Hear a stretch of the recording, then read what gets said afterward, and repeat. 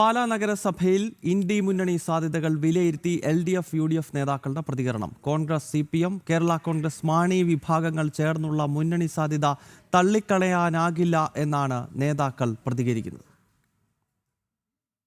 26 അംഗ നഗരസഭ, LDF 12, UDF 10, സ്വതന്ത്ര മുന്നണി 3, മറ്റ് സ്വതന്ത്രർ 1. ഇങ്ങനെയാണ് നഗരസഭയിലെ കക്ഷിനില.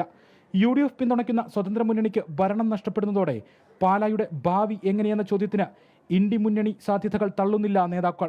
കോൺഗ്രസ് കൗൺസിലർ ബിജു മാത്യൂസിന്റെ പ്രതികരണം ഇങ്ങനെ: ഈ പാലായെ സംബന്ധിച്ച് ഇപ്പോൾ UDF എന്ന് പറയുമ്പം നമുക്കറിയാം, നമ്മൾ രാഹുൽ ഗാന്ധിയുടെ നേതൃത്വത്തിലുള്ള ഇന്ത്യ മുന്നണിയുടെ ഭാഗമായിട്ടുള്ളവരുമായിട്ട് മാത്രമേ ഞങ്ങൾ ഈ അവിശ്വാസ പ്രമേയത്തിലും ഒപ്പം നിന്നിട്ടുള്ളൂ. രാജ്യത്തെ ഇന്ത്യ മുന്നണിയുടെ ഭാഗമാണ് ഞങ്ങളെല്ലാം. അതുകൊണ്ട് തന്നെ അതിനകത്ത് വലിയ തർക്കത്തിന്റെ കാര്യമൊന്നുമില്ല. നഗരസഭാ പ്രതിപക്ഷ നേതാവ് ബിജു പാലപ്പടവനും ഇന്ത്യ സഖ്യ സാധ്യതകൾ തള്ളുന്നില്ല. പ്രതിപക്ഷം ഭരണപക്ഷത്തിന് സാങ്കേതികമായിട്ടുള്ളൂ. കാരണം എല്ലാവരും ഞങ്ങൾ ആൾക്കാർ സ്റ്റാൻഡിംഗ് കമ്മിറ്റി ഉണ്ട്. അതുകൊണ്ട് സ്വാഭാവികമായിട്ട് ഇത് സഹകരിച്ച് പോകുന്നതിന് അങ്ങനെ ഇടതുപക്ഷം ഭരിക്കുന്ന കോൺഗ്രസ് ഒന്നും അതിന് അർത്ഥമില്ല.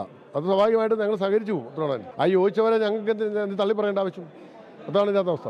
പുളിക്കക്കണ്ടം കുടുംബ സ്വതന്ത്ര മുന്നണിയെ പുറത്താക്കാൻ കോൺഗ്രസും CPM കേരള കോൺഗ്രസ് മാണി വിഭാഗവും പാലയിൽ ഒന്നിക്കുമോ എന്നാണ് ഉറ്റുനോക്കുന്നത്. ജനം, കോട്ടയം.